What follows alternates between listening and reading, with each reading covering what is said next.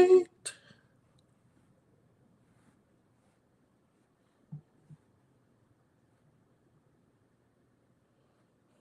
Happy Sunday.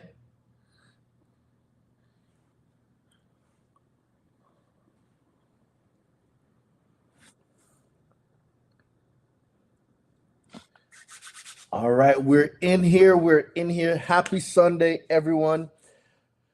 We are officially a few hours away from the 5-day challenge. So I just wanted to say to everybody, congratulations, congratulations for getting your tickets. For those of you that have not gotten your tickets yet, I am here to tell you that you kind of have the last chance to get your ticket because tomorrow we start and I will not be coming live for this entire week because I'll be focused on the challenge. So for those of you that have not gotten into the challenge yet, this is your final opportunity to get your tickets because we kick off tomorrow. We're only a few hours away.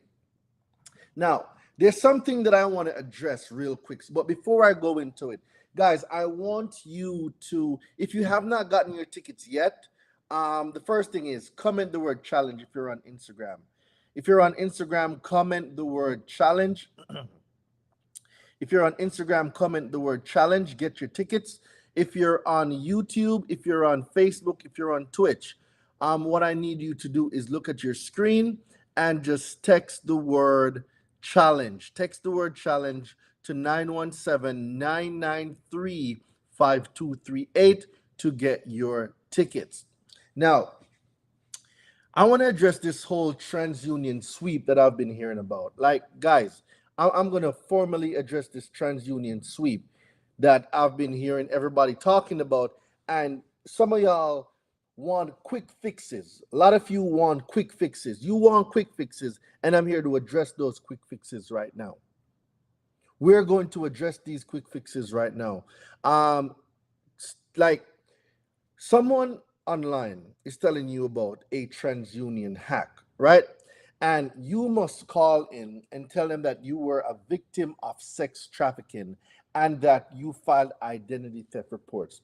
Guys, do you understand that the consumer reporting agencies have an obligation to the federal government that anyone that comes in stating that you were a victim of sex trafficking, that account and profile and the address associated with that credit profile is going to be investigated? You want quick fixes to something that you've spent years destroying. You have bad credit. Bad credit is not a result of you being poor. It is a mindset. And when you hear some of these gurus coming online telling you how to file fake identity theft report, to file fake human sex trafficking reports, this comes back to you. This stuff comes back to you because if you were a victim of sex trafficking, this is a federal offense in the United States of America. So if your profile is flagged for sex trafficking, guess what you're going to have very shortly showing up at your door? Feds. You stated on your TransUnion consumer report that you were a victim of sex trafficking. Now we're here to investigate. What are you going to say then? Like, come on. Well, what are you going to say then? When you have all of these gurus telling you to go use a TransUnion hack and tell people that you were a victim of sex trafficking, what happens when the feds are alerted that this person, John Doe, was a victim of sex trafficking? They filed a sex trafficking report. They reported it to TransUnion. And guess what? Now the feds are at your door. What are you going to do? What are you going to say? Oh, some internet guru online told me to say it? No, you are solely responsible. You're the one responsible because no one forced you to go and make a fraudulent claim on your credit when all you needed to do was to learn consumer law and delete negative items the right way on your credit. But everybody wants a quick fix, right? Oh, I'm going to get this TransUnion hack. I'm going to get it deleted in 4 days. Okay, go ahead. Go ahead. But when those feds show up at your house, remember, your address is on file, ladies and gentlemen. Your address is on file. What about if there's a fraud alert on your consumer statement? That's completely different. You can delete a fraud statement and get a freeze on your credit. You don't need to put a fraud alert on your credit. All you need to do is freeze the reports. Once your credit reports are frozen, which you are legally and lawfully able to do without any repercussions, once you freeze your credit reports, no one can access your credit report without you. You have a right under the FCRA to freeze all of your consumer reports.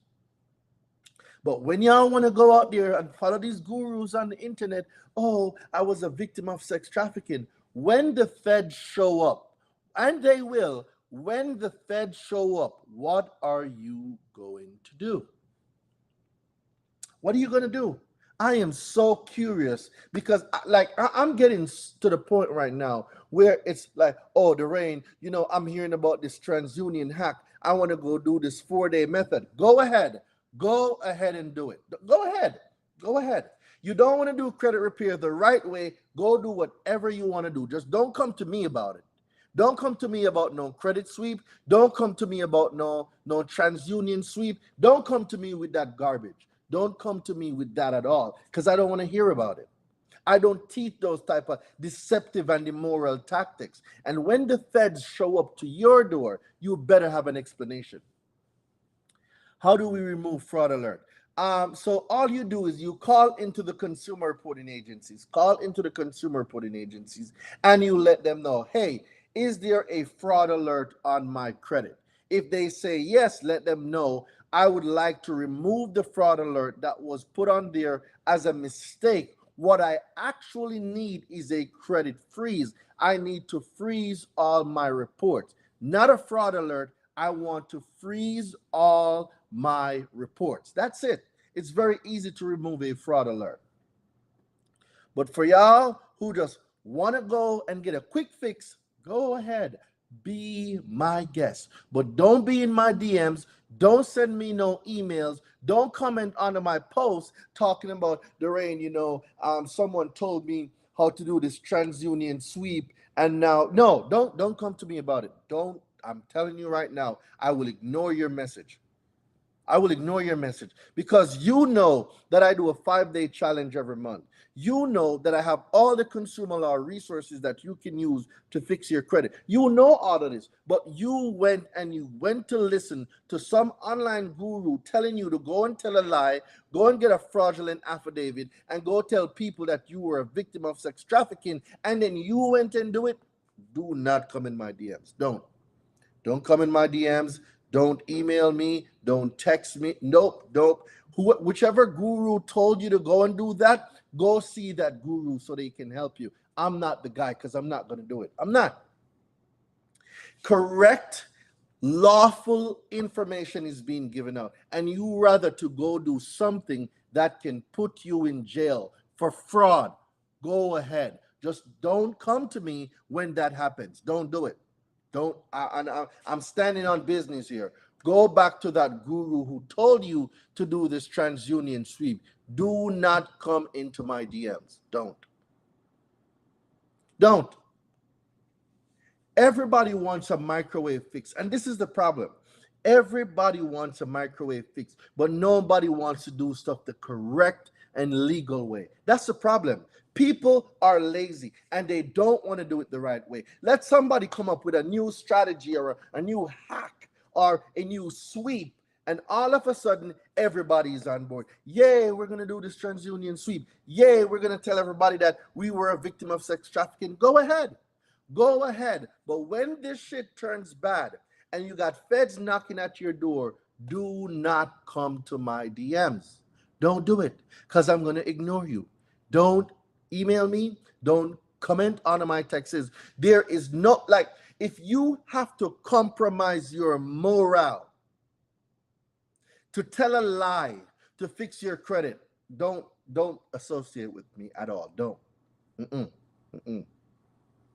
No. You should not have to lie about your credit. There is a consumer law for every negative item on your credit, there's a corresponding consumer law. For an example, no financial institution can insert any negative item on your credit without sending you a notice. 15 USC 1681 S27. This is a law. You don't have to lie. This is a law. If a negative item gets furnished on your credit and you did not get a notice from the financial institution, guess what? That notice is illegally placed on your credit and you have grounds to get this item deleted. Late payments. A late payment does not exist on your credit until the conditions under 15 USC 1666D are met. Without these criteria and the proof, the late payment does not exist. This is consumer law at its finest. You have, like, guys, you don't have to go and make stories up and lie about you being a victim of sex trafficking and all that nonsense that they're telling you to do online. But like I said, if my methods and the consumer law ways of doing things take too long for you, hey, just go about your business. That's all I'm gonna say. I'm not gonna ask you to stay. I'm not gonna say no, but I'm the best coach. I know I'm the best coach. I don't need to run behind you and tell you that. But if you want to go and listen to some internet guru telling you to go tell TransUnion that you were a victim of sex trafficking, and then they send this report over to the feds, and then the feds start to come and knock at your door, don't come to me for help. Don't, because I'm publicly saying it now. I am not going to help you. Go and find that guru who told you about this TransUnion sweep or this credit sweep. Go find them and have them help you out, because I'm not doing it. I'm not. What should I do if I don't have a score? If you don't have a score, it means information is not being reported. A credit score is generated from information. So if there's no information reporting, that would constitute you not, ooh, I got a badge. Shout out to Boss Lady HP. I got a badge. If if you don't have a score, that simply means that the information is not being reported. So you might have accounts, but it's just not being reported. And if it's not reported, it generates no score. A credit score is as a result of the information contained in your consumer report. If it's positive information, you will have an increase in credit score. If it is negative information, you'll have a decrease in credit score. That's all it is. And the FICO score is actually a risk score model. I'm going to say this again. It's a risk score model from 300 to 850 that give you 550 points, which tells you what category you fall in. Poor credit, bad credit, good credit, excellent credit. It breaks it down, right? So that's how your credit score is. Oh, I got another badge. It's only me. Shout out to you. What's going on today? I see people buying badges. Right? So if you have not gotten your credit, your tickets, ladies and gentlemen, to the Credit Repair Made Easy Challenge for tomorrow, I'm telling y'all, this is the last call for the tickets. Tomorrow we go full-fledged teaching how to delete items from your credit the correct way, the legal way, the lawful way. We ain't running no hacks. Nobody come ask me about no TransUnion hack. Don't ask me about no credit sweep. I do not associate myself with fraud. I'm gonna say this again. I don't associate myself with fraud. I don't do credit sweeps. I don't teach credit sweeps. I don't teach none of that nonsense. I don't. I know too much about consumer law to resort to deceptive, immoral tactics like credit sweep and TransUnion sweep and sex trafficking sweep. No. I got another badge. Shout out to Rich Auntie. Rich Auntie, what's good? Guys, do not. If you hear these gurus online telling you to do these fraud affidavits and these fraud sex trafficking reports, do not do it. Please don't do it. This was going to mess you up and the feds will come knocking. Sex trafficking is a federal offense. Don't do it. What I do if Experian told me they can't remove or delete my old addresses, that is a lie. So Experian lies a lot.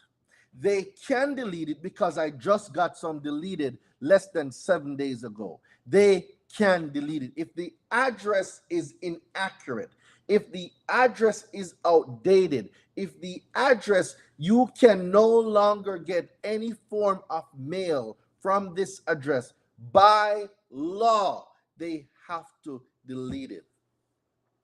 So come to the challenge. Only me. When you come on the challenge tomorrow, I'm gonna go over it because tomorrow is Monday.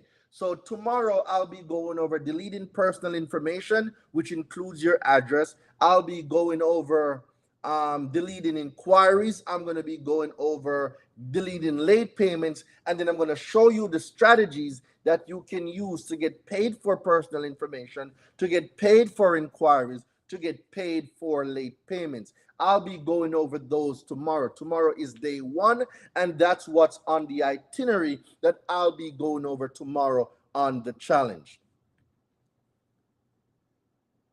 Yeah, don't come to me with no credit sweep. Don't ask me about no credit sweep. Just any credit sweep and leave that stuff alone, man. I'm not doing that shit. All right, sex trafficking is the worst offense. Traffickers getting 100 plus year sentence. Doreen is right. Don't lie about that stuff. I'm telling you guys, stay away from it. If you are supposed to be a coach, if you're supposed to be a credit repair guru online, and you're telling people to go file sex trafficking report, guys, that should tell you that the person knows nothing about credit. Leave that stuff alone. Leave it alone.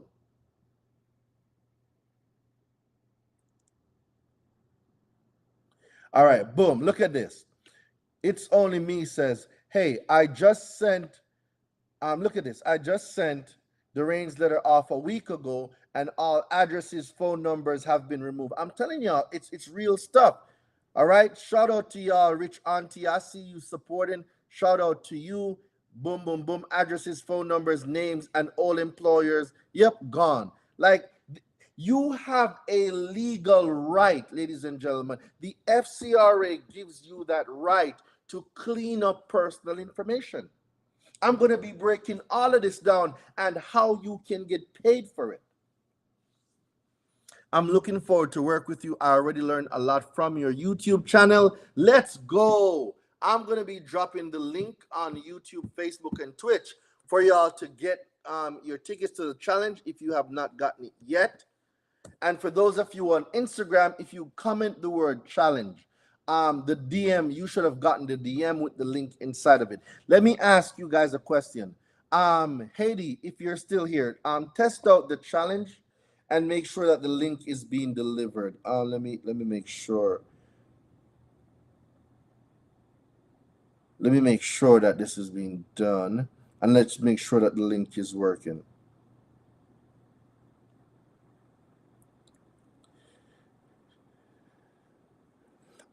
Hey team, could you do me a favor? Come on the live and drop the word challenge just so to make sure that the automation is still working.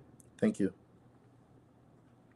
All right. Guys, for those of you that text the word challenge or commented the word challenge, did you get the link? You should have gotten a link in your DM. I just want to make sure that the link is working. For those of you that commented the word challenge, did you get a link in your DM? Let me see if anyone can confirm that. Shout out to my guy Jalen. What's going on, my brother? It's been quite a while. We haven't seen each other. Yes, I did. Okay, perfect. So the link is working. All right, perfect. Perfect. Thank you guys so much.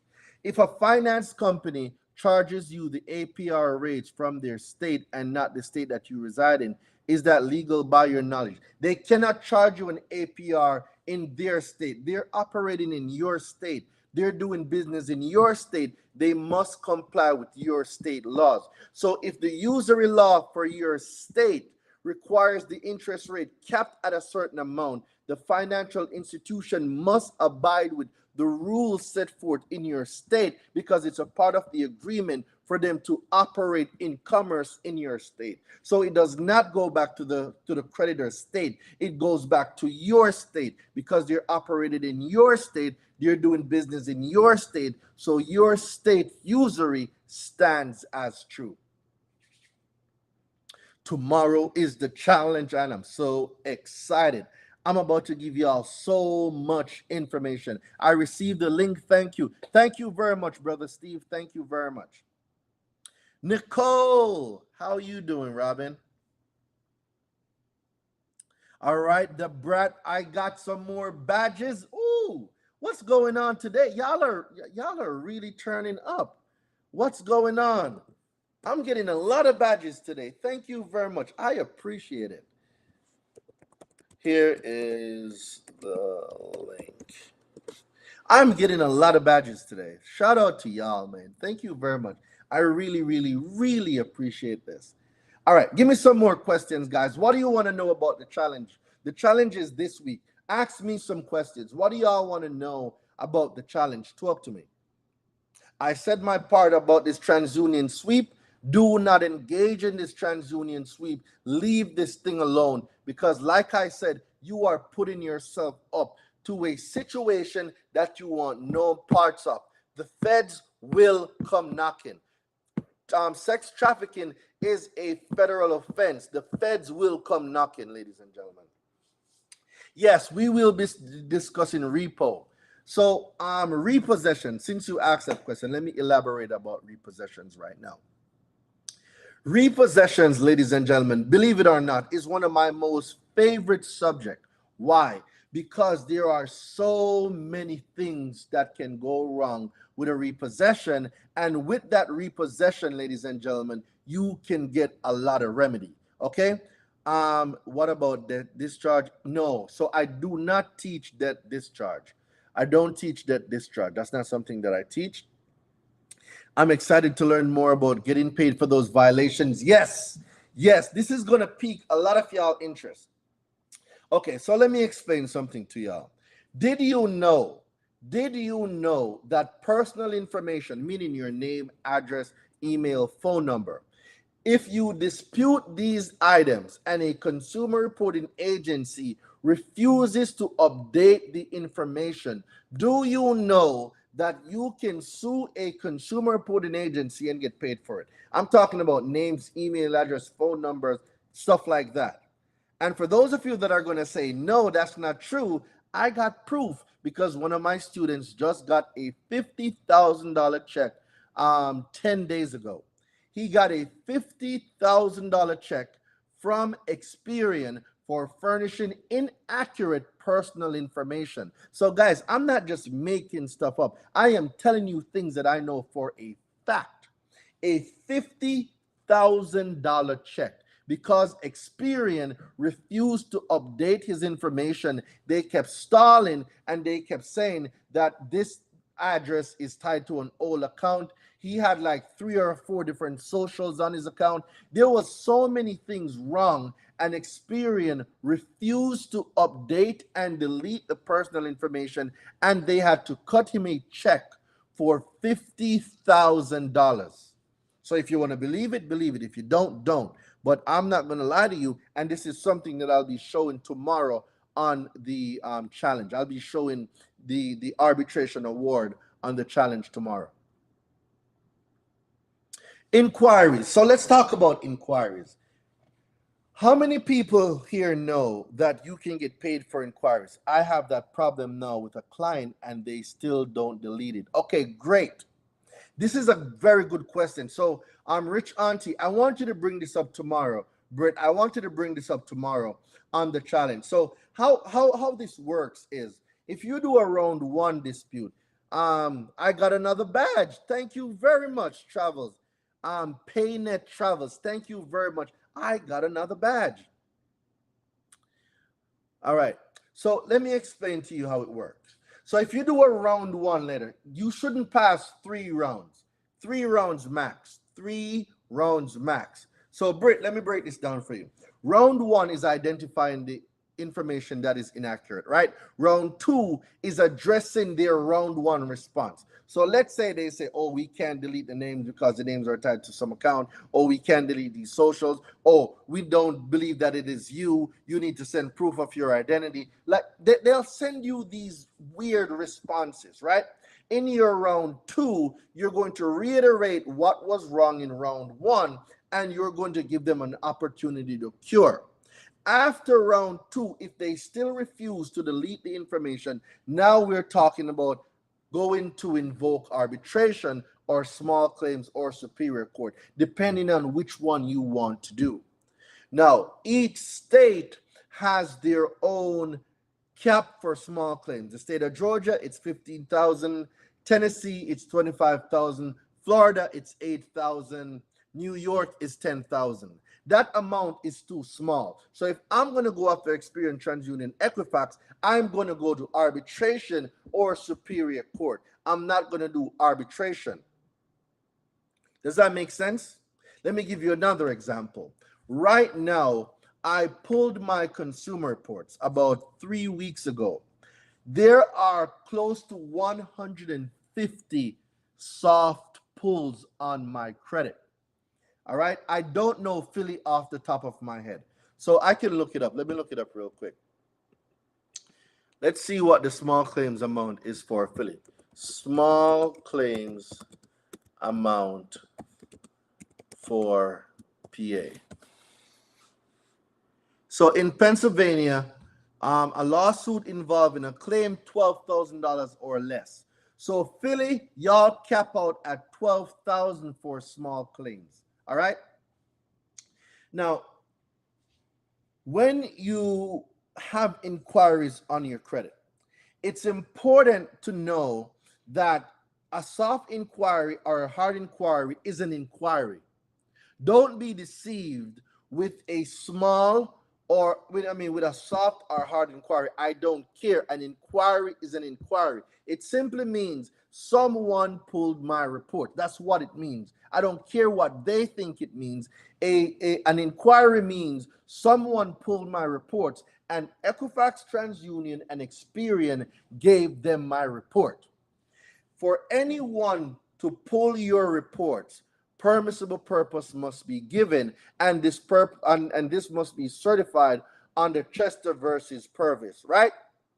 Now, if they are not able, and 9 times out of 10, they will not be able to prove that there was a legitimate business reason, and a legitimate business reason is accompanied with a written request for permission.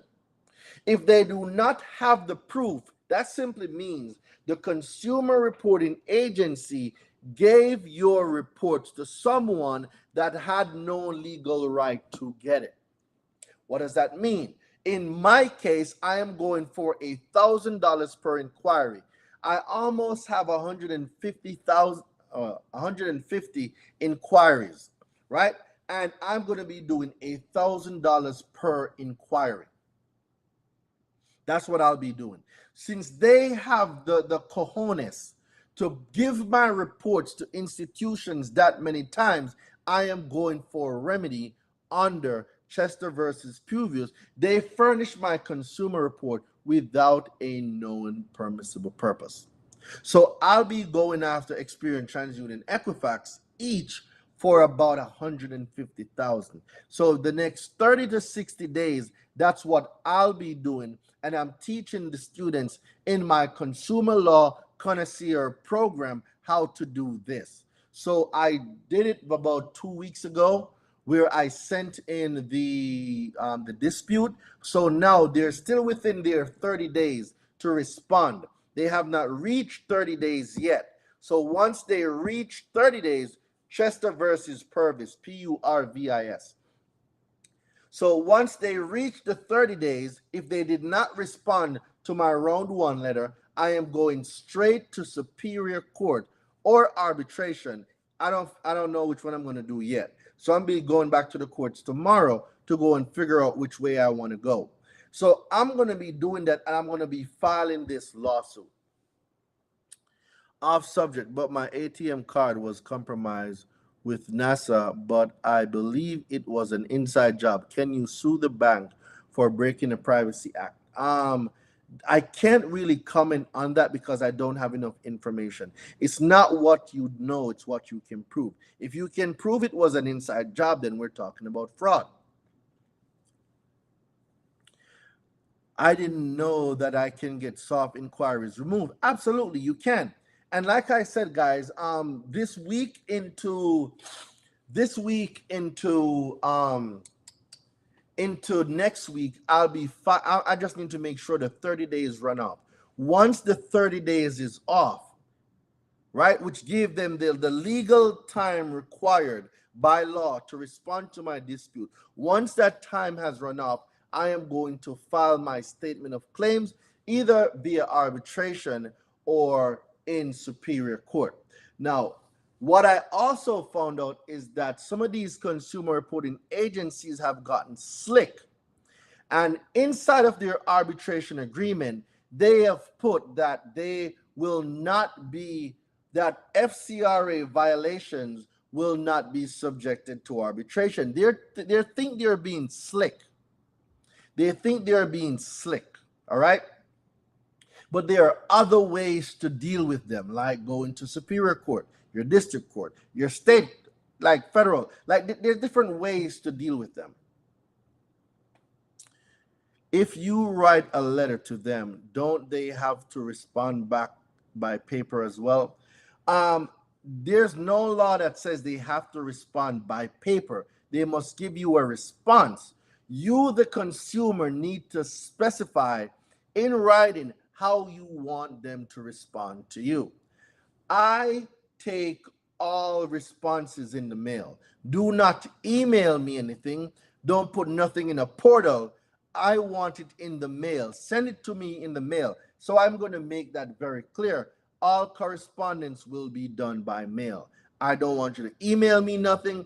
Don't put nothing in any portal because I'm not going to look. Send it to me in the mail. That's it. They use emails and they use portal to circumvent time period. Let me give you an example.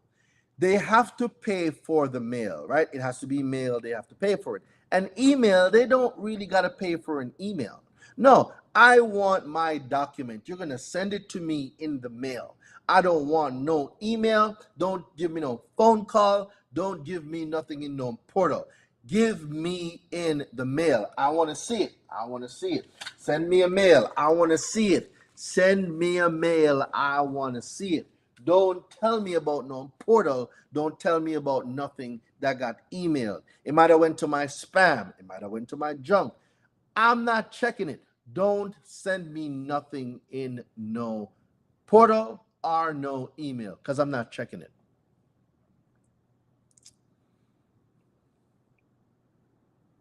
Y'all really got me rattled up today. So come on, guys, talk to me. For those of you that are just joining, the 5-day challenge gets kicked off tomorrow. Today is the official kickoff call for the 5-day challenge tomorrow. If y'all have not gotten your tickets, comment the word challenge in the chat. If you're on Instagram, comment the word challenge. If you're on YouTube, if you're on Twitch, if you're on Facebook, I just dropped the link in the chat. You can sign up there. How do we get the original document that the dealer sent to the bank to get permission to get funds? That I don't know because I've never done that. The most that I've done is request the retail installment contract because my methods of doing it revolves around the retail installment contract. I'm not going after them to prove that funds were deposited. That's not the angle that I'm taking. Makes sense. They tried to respond back to my dispute through their app, and I'm not now. I need the response in the mail. Exactly. So write them, right? So write Experian, write TransUnion, write Equifax. I am opting out of all electronic correspondence. Send all correspondence with all dispute resolution or any response to any of my disputes through the United States Postal Service. Do not Send me no email. Do not send me any mail. I mean, any portal mail. I don't want it. I want the paper. Send me the paper. Let me go and open this up and read it. All right. So how do they prove that there was funds, but I thought institutions don't have money? Institutions, they don't have money. What they have is legal tender. All right. They have legal tender. Money is coin of silver and coin of gold. Shout out to my guy Don. Tell what's going on, my brother. Right? That's what money is. Legal money is coin of silver, coin of gold. We are operating under legal tender, crypto, your U.S. currencies, all of these things, your bank notes, like these are all different form of tenders. Certified checks, promissory notes, like these are all legal tenders. So it's not money, it's legal tender. All right, let me see. So I got hard inquiries deleted. Can I still get a check because they deleted it? That's going to be a hard one because you did get a remedy. A deletion is a form of remedy. So you did get a remedy. So it's like before you got the deletions, you didn't ask them to prove that the inquiries came as a result of permissible purpose. Did they get permission from the creditor, from the institution that pulled your report? So that's the angle I'm going from. I see 150 soft inquiries. Okay, so what am I going to ask for? I am going to ask for one, the permissible purpose documentation that authorized the legitimate business reason that gave them the authority to pull my credit. That's the angle I'm going at, because I know I didn't give them it. So there's no document. I already know this, but you still got to do the steps. I know there's no document that they can produce because I never initiated any form of application. I did not sign any document that gave them permission. So I already know that. But I must request it because it's a part of the proof that I'm gathering. You get what I'm saying? So I know they don't have the document, but I'm still asking for it because one, they're either going to ignore me, or two, they're going to make something up. They don't have no document because I never applied for any extension of credit. So this is the same as when a car dealer sells your information. Not really. When you say sell your information, give me a little bit more context. Sell your information to who? Ask for permissible purpose documentation that gave them the permission to pull my credit. Yes, that's what I'm asking for. Yes, you guys are following because it's evidence. Yes. You guys are following. That's my angle. My angle is if you're going to furnish all of these inquiries on my credit, and you know what's crazy? Some of the inquiries, it states that made by consumer or consumer made inquiry. Really? Consumer made the inquiry. Well, please, if I made this inquiry, it also means you have the document. So I'm requesting it. And guess what? I'm requesting the document under Rule 1002. Important question, bro.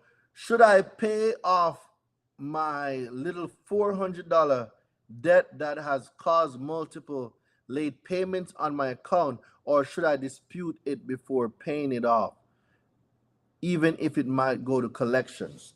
All right, so I can't tell you whether or not to pay a debt. That's not my job. That's not my responsibility. What I can say is this. If this was me, and this is no way, shape, or form legal advice.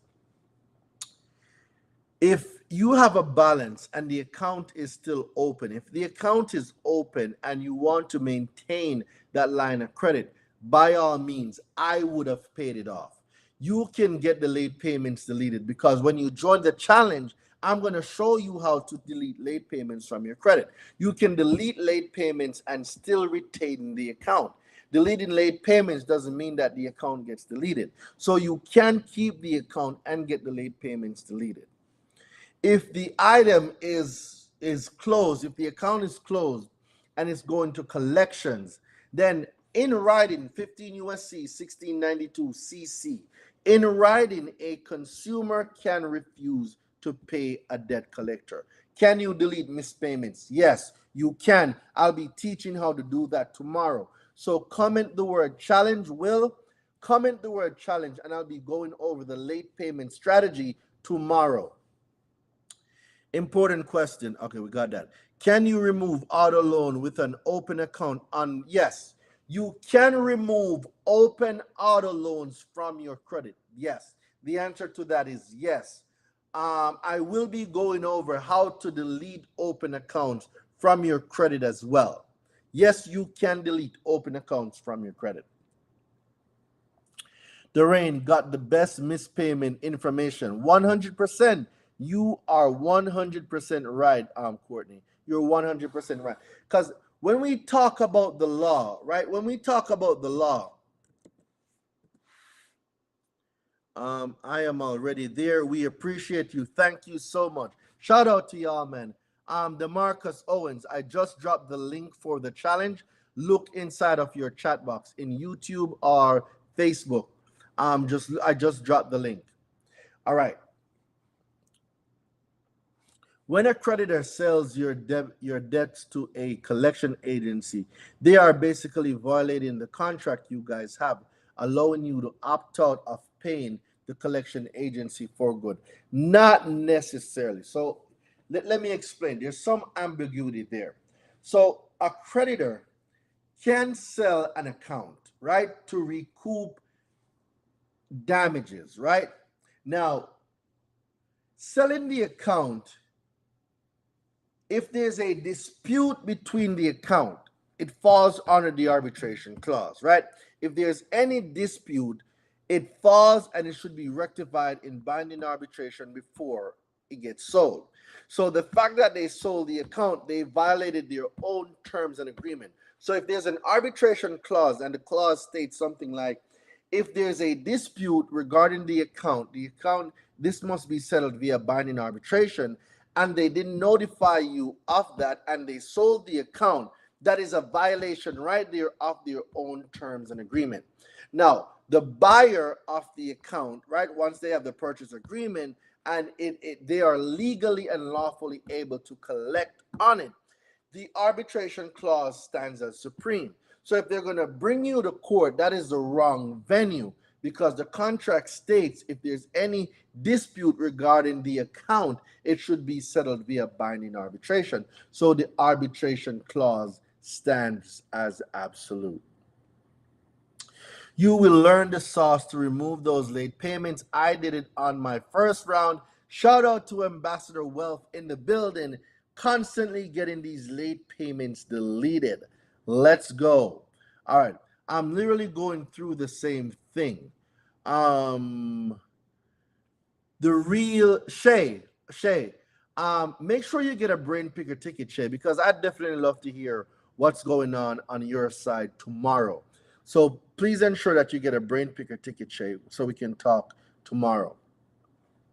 Navy Federal sent me an email stating that they were changing the contract starting in October. They will start charging a daily interest based on whatever balance I have, but they said if I don't agree, okay, they will close my account. They can't do that. No, that is you. So this is where now we talk about deceptive practices, right? Deceptive practices. So if you have this in writing, this is something that you can report to the CFPB. You can report this to the CFPB. That is not a good way to do business. It's just not. Okay, thank you there. You'll be dropping gems. Absolutely.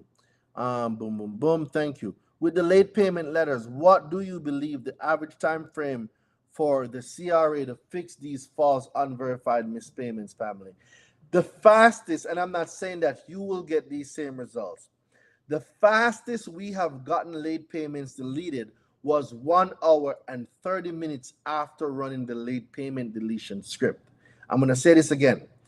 With the late payment deletion script, the fastest we have gotten late payments deleted was 1 hour and 30 minutes. That's the fastest time frame we have gotten late payments deleted.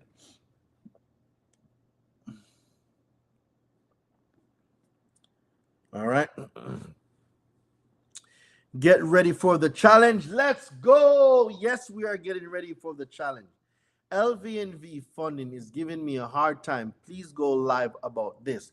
Jade, you might as well join the challenge because tomorrow the challenge starts and I'm going over collections. So this is perfect. This is a perfect time for you to join and be a part of the 5-day challenge.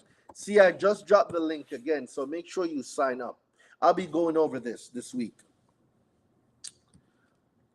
So I sent on your letter the debt validation, and the debt collector is taking me to arbitration. What would be the next move? So if a debt collector is taking you to arbitration, then you need to get your ducks in a row, right? It simply means, what are the terms and agreement of the contract? What else is in the contract? Did you send them a notice of validations of debt? Did they validate the debt? So these are different things that we have to explore. So Louis, I hope we get to speak tomorrow where I can give you a strategy for that. So make sure you get your tickets for the challenge. So paying it off won't affect the effectiveness of the letter. Not necessarily. It's all about strategy. So what I'm noticing, ladies and gentlemen, is that most people don't have a strategy behind their dispute. Like, what is the end result? Are you just looking for deletions, or are you looking to get paid? Like, what's the strategy behind your dispute? Your dispute strategy is very important. Hold on, let me look at something real quick.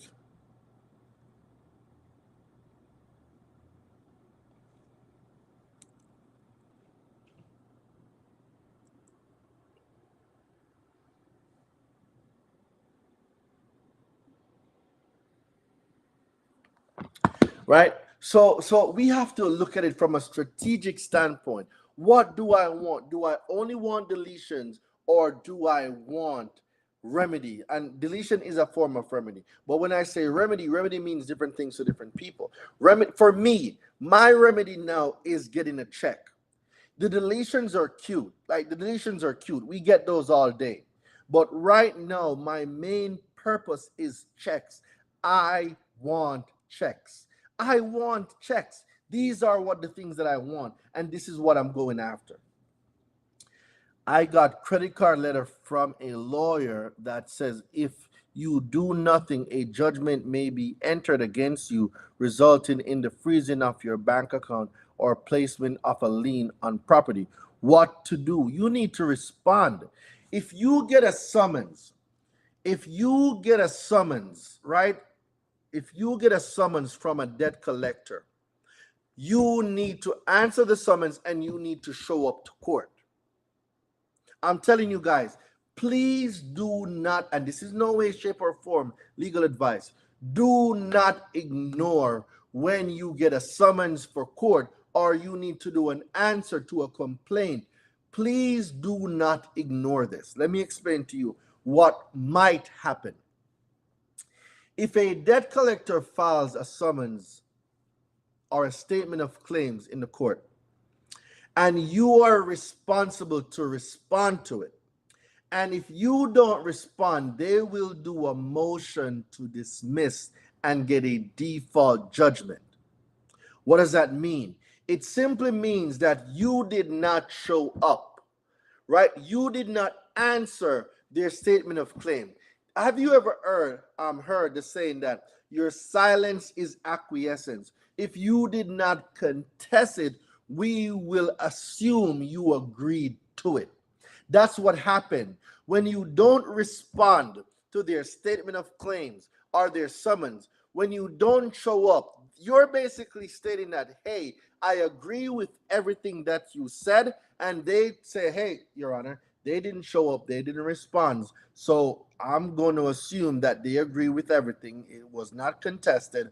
I'm going to do a dismiss for summary judgment, or a dismiss, motion for summary judgment. And I'm going to ask for a judgment be placed on this person, so we can recoup our damages, whereby either garnishment or levying bank accounts or whatever. Like, you have to respond. Does getting a mortgage deleted from your report cancel the debt? That's a very good question, we the people. Deleting a mortgage from your credit does not cancel the debt. You just deleted it from your credit. It does not cancel the debt. So basically, my second letter should be about them sending me the tracking number. Well, not necessarily, there's Courtney, there is a round 2 late payment letter. Go to my website, DoreenDelevante.com, and I will be giving you all the strategy tomorrow. So don't go, like, come to the challenge tomorrow, and I'm going to give you what you need. It's more, you require a strategy, and that strategy I'll be teaching tomorrow. Would sending the letter to the credit reporters through certified mail with a signature, do they already agree to the terms and conditions in the contract you sent to them due to the postal rule? Not necessarily. Not necessarily. Them signing to receive something is not the same as them signing and saying, I agree to something. Because if that was the case, a lot of people would get caught up in a lot of contract. It is time to get paid. Absolutely, I agree. I am have trouble with late payments. Okay, so tomorrow, the way I'm gonna be going over the late, you're gonna see how easy it is to delete late payments, guys. Like, the strategy is so simple. It is so simple. Can you record the challenge? I have my ticket, but I have work. Yes, the challenge will be recorded. The challenge will be recorded. So if you have work during that time, you will have an opportunity to rewatch it. Think about it this way. If I just send anything in the mail to anyone and say, hey, upon signing and receiving this, you now agree to all the terms and conditions in what I just sent, a lot of people would get caught in a lot of binding contracts. Now, I'm no expert at contract law, so please, I am not an expert at contract law, but just think about the logistics, or the logical thing behind it. A lot of people would just send out a lot of contracts all day, hoping people would sign it, and then that no would in turn trap them into a contract.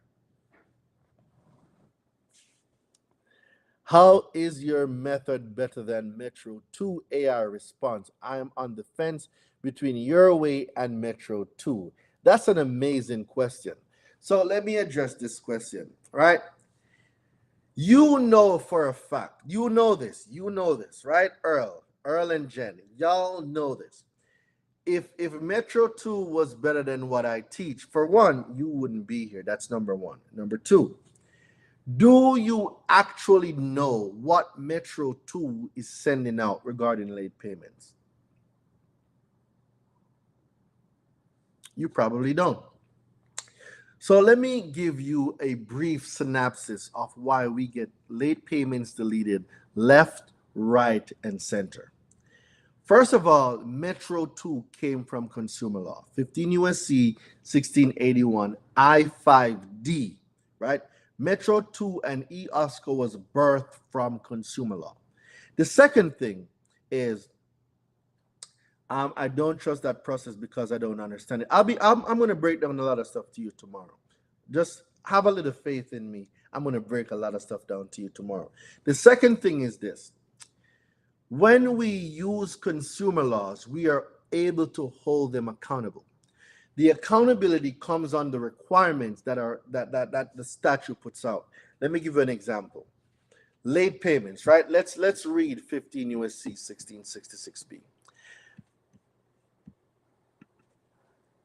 15 USC 1666B.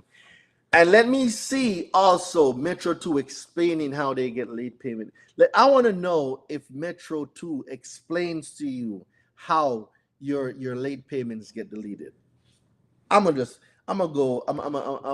show you something. All right, listen to this. Time to make payments.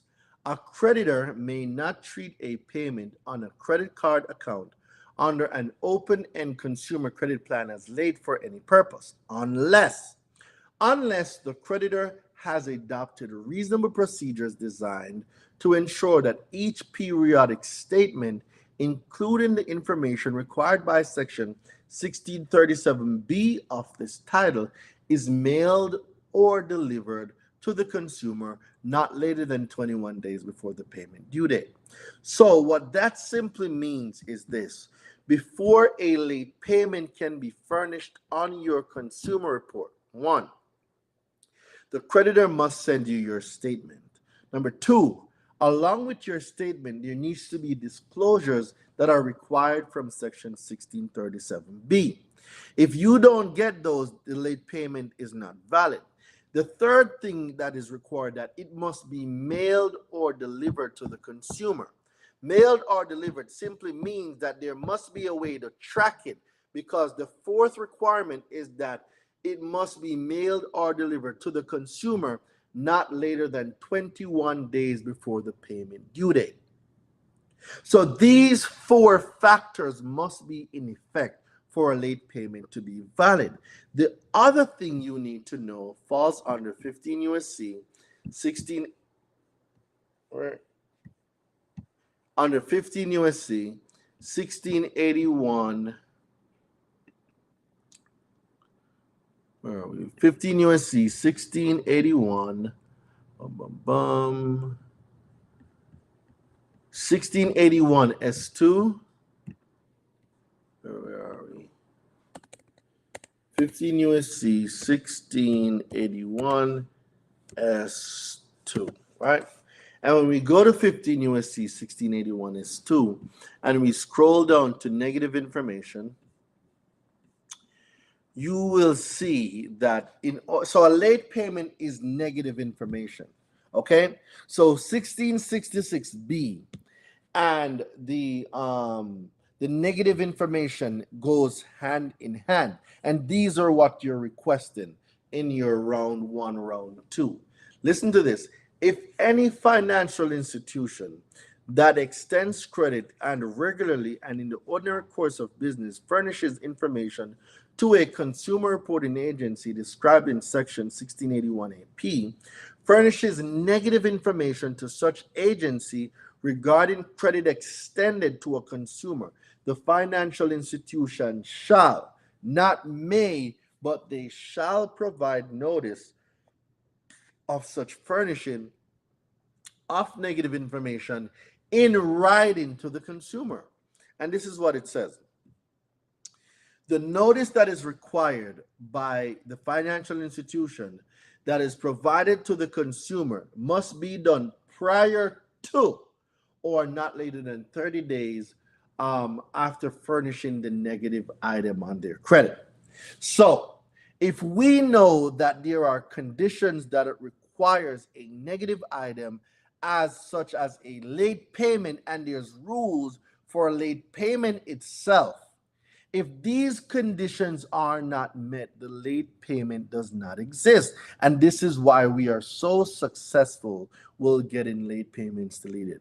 I've given you a complete breakdown of how we get late payments deleted. Now, if you go over to Metro 2, go ask the same question to Metro 2 and ask somebody over Metro 2 to explain how Metro 2 get late payments deleted.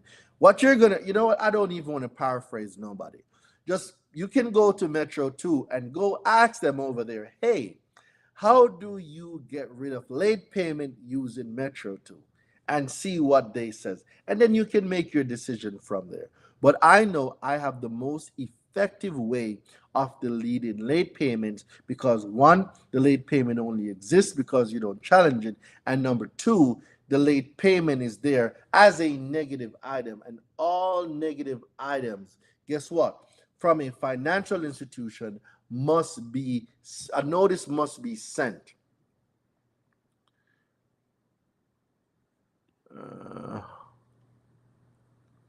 A notice must be sent, ladies and gentlemen. So that's how I get late payments deleted. This is how I teach my students how to get late payments deleted. All right. So for those of you that are asking about, I just dropped the link. Yosef, I just dropped the link to my university. You can sign up right there. I just dropped the link in the chat, Yosef, so you can sign up right there. All right, cool. So let's see. How many of y'all got your questions answered? Because it's 6 p.m. I'm about to go in the zone, ladies and gentlemen. Thank you so much for being a part of the kickoff call. If y'all think today was great, y'all just wait for tomorrow. It's going to be amazing. So for those of you that are just joining and you didn't get your tickets, if you're on Instagram, comment the word challenge. If you're on Instagram, comment the word challenge. You will get a link. Sign up for the challenge. It starts tomorrow. I won't be going live this week, ladies and gentlemen, because it's challenge week. So I'm not going to be live. So get your tickets now. Get on the challenge, ladies and gentlemen. It's going to be amazing. Comment the word challenge in the chat. If you are just joining us, comment the word challenge in the chats. And for those of you that just joined us on YouTube, Facebook, and Twitch, I just dropped the link in the chat. The link is there. All right, I just dropped the link. You can sign up there. Thank you. Let us go now tomorrow. Absolutely. Let's go. Let's all elevate. Let's go, Shay. Let's go. Let's go. Let's go. For those of you that did not get your tickets yet, just comment the word challenge in the chat. For Instagram, if you are on YouTube, Twitch, or Facebook, what you need to do is send me a text message. Text the word challenge to 917-993-5238. That's text the word challenge to 917-993-5238. And I'll see you on the challenge tomorrow. So from your favorite island boy, I'm going to see y'all tomorrow, ladies and